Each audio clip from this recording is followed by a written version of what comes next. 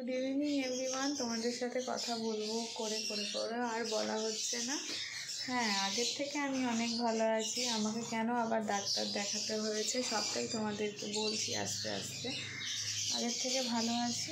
Doctor আবার দেখাতে হয়েছে আমাকে এই কারণেই, যেহেতু আমার সমস্যাটা সমাধান হচ্ছিল না, যেই সমস্যাটা হচ্ছিল ফেস করছিলাম, সেই কারণে আমাকে এই মুহূর্তে সব কিছু খাওয়া বারণ। মানে আমি তেলটাও খেতে পারবো না রান্নায়, শুধু সেদ্ধ আর ভাত, মানে লাউটাকেও জল দিয়ে সেদ্ধ, সব কিছুই সেদ্ধ। তো এইভাবেই এখন চলতে হবে নিজেকে সুস্থ থাকার জন্য, জুনিয়রকে দেখার জন্য। নানার দিক থেকে নানা রকম চাপ আসছে। আশা করি তোমাদের ভালোবাসায়, আমাদের আশীর্বাদে সব কিছু কাটিয়ে উঠতে পারবো। এটাই হয়েছে মেন। তোমরা আমাদের পাশে থাকলেই সব কিছু সমাধান হবে। আমরা একটা আশার আলো দেখতে পাবো। তো এই হয়েছে ব্যাপার। সবসময় আমরা তো, আর তাছাড়া তোমরা অনেক আমাকে পজিটিভ মেসেজ করছো যে হ্যাঁ, তুমি কিছু ভেবো না, সব কিছু ঠিক হয়ে যাবে। তো হ্যাঁ, সব কিছু ঠিক হয়ে যাবে এমনই। এখন এই যে ছাদে জামা কাপড়গুলো মেলা হয়েছে, বেলা করে একটু তোলার ব্যবস্থা করছি। তো এই হয়েছে ব্যাপার। এখন অনেক রকম মেডিসিন আমার চলছে। আগের থেকে আমি ভালো, কিন্তু যখনই পেটের সমস্যা হয়ে যায়, মানে আমার তো তোমার ধর স্টমাকের মধ্যে যে ইনফেকশন মনেই বলতে বাংলা ভাষায় ওই ঘা, আলসার, এইরকম জিনিস। তো সেই কারণে খাওয়া দাওয়ায় রেস্ট্রিকশন। তো ওই জন্যই কি বলবো, আর মানে ব্লগ করছি না, তো কি বলবো না জানি না, বুঝতে পারছি না কি বলবো, কোনটা বলা ঠিক কোনটা বলা ঠিক না। আর আমি চেষ্টা করছি আমি যত তাড়াতাড়ি সুস্থ হব তত তাড়াতাড়ি, যেহেতু এইখানে এখন আছি, সেহেতু ভাববো যে নিজের যে কর্মজীবন ছিল আগে সেই দিকেও ফিরে যাওয়ার ভাবনা চিন্তা। তাহলে বরমশাইয়েরও একটা সুবিধা হবে। হ্যাঁ, বরমশাইয়ের চেষ্টা করছে, তার ট্রেনিং চলছে। আশা করি তোমাদের আশীর্বাদে ট্রেনিংটা সাকসেস হয়ে গেলে জবটাও সাকসেস হবে। তো ওই জন্য আমি যেই ডাক্তার প্রথমে দেখাচ্ছিলাম সেটা পাল্টে বদলে আমাকে অন্য ডাক্তার দেখাতে হয়েছে। কারণ যেহেতু আমার যেই ব্লিডিংটা বন্ধ হচ্ছিল না, সেই কারণে আমাকে অন্য ডাক্তার দেখাতে হয়েছিল।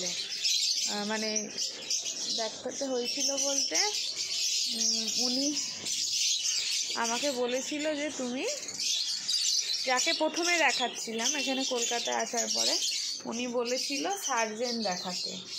তো সেই মুহূর্তে আমরা ডিসিশান নিই আমি সার্জেন দেখাই না দেখিয়ে আমরা অন্য একটা মেডিসিনের ডক্টরের কাছে যাই। সেখানে থেকে ওষুধ খেয়ে আজকে প্রায় অনেক দিনই হয়ে গেল, আমি কিন্তু আগের থেকে ভালো আছি। হ্যাঁ, ওষুধের পরিমাণটা বেড়েছে, কিন্তু ভালো আছি। এখন এই ডাক্তার যে আমাকে বর্তমানে দেখছে, উনি বলেছে 1 মাস পরে আবার গিয়ে ওনাকে দেখিয়ে আসতে। তো ওই কারণে বলো না, ঠিক করে আমি ভিডিও দিতে পারছি না। আর তোমরা ভালোবেসে আমার সাথে থাকো। যে শ্রাবণী কিছুই কাজ করতে পারছিল না, এখন দেখতে পাচ্ছ জামা কাপড় তুলছি, শুধুমাত্র তোমাদের ভালোবাসা। তো যাই হোক, তোমাদের ভালোবাসা সবসময় আমার সাথে থাকবে আমি জানি, কারণ তোমরা আমাকে খুব সাপোর্ট করো। সবসময় ভাবি যে ইউটিউবটা ছেড়ে দেবো, কারণ সোশ্যাল মিডিয়ায় ভালো খারাপ যাই দেখাই, ফ্যামিলি একটা ইস্যু হয়ে যায়, জানো তো।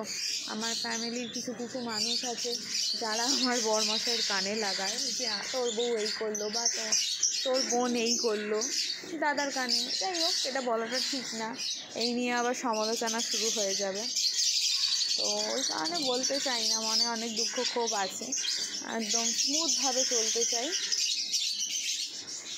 তো ওই কারণে অনেক কিছু ভিডিওতে দেখাতে চাই না বলেও ডেইলি ব্লগ করে উঠতে পারছি না। তাছাড়া এডিটিং করার একটা সমস্যা থাকে না, কী করে এডিটিং করব, ভয়েস ওভার করব, ওই জন্যই বলতে পারো রেগুলারিটি মেনটেন হচ্ছে না। চলো এবারে কথা থেকে বেরোনো যাক, মানে এই কথা থেকে তোমাদেরকে কিছু দেখাই। খুব সুন্দর সুন্দর ঘাস উঠেছে, এগুলো কিন্তু হচ্ছে তোমার পাখি যেই দানা খায় সেই দানার ঘাস। আর এই দেখো জবা ফুল, কত সুন্দর সব জবা ফুল দেখতে পাচ্ছ, এখানে সব জবা ফুল দেখতেই পাচ্ছ তোমরা, গাছ লাগানো রয়েছে। আর এই যে সব পাখির দলরা কিচির মিচির কিচির মিচির কিচির মিচির করছে, এই হচ্ছে সারাদিন ওদের কাজ। জুনিয়ার আর আমার মা এখন ঘুমোচ্ছে নিচে, আমি একটুখানি এসছিলাম উপরের দিকে। তো চলো এখন নিচের দিকে যাওয়া যায়, তারপরে জুনিয়রের ভ্যাকসিনেশন নেব।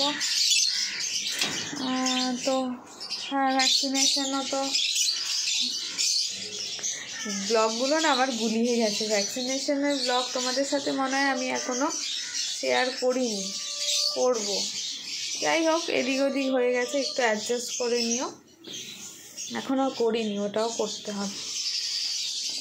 তো চলো আজকে এই অবধি কথা রইল তোমাদের সাথে। নেক্সট ভিডিওতে তোমাদের সাথে আমি ঝাঁকানাকা ব্লগ নিয়ে আসবো, আস্তে আস্তে একটু সময় লাগবে। তো চলো, মন মেজাজ ঠিক করতে তোমরা সকলে খুব ভালো থেকো এবং সুস্থ থেকো। অনেকেই আমার জন্য মন খারাপ করেছে যে শ্রাবণী তুমি কেমন ছিলে, বা দিদিভাই তুমি কেমন ছিলে, আর একটা অসুস্থতার কারণে তুমি এখন কেমন হয়ে গেছো। তোমরা আমাকে দেখতে চাও সেই ঝাঁকানাকা আসানসোল ব্লগার শ্রাবণী। রিলস এখন বানাতে পারছি না, যেটা অফিসিয়াল শ্রাবণী ব্লগ নতুন চ্যানেলটা করেছিলাম ডান্সের উপর, সেটা আমি এখন করতে পারছি না। তো চলো পরে তোমাদের সাথে কথা বলছি।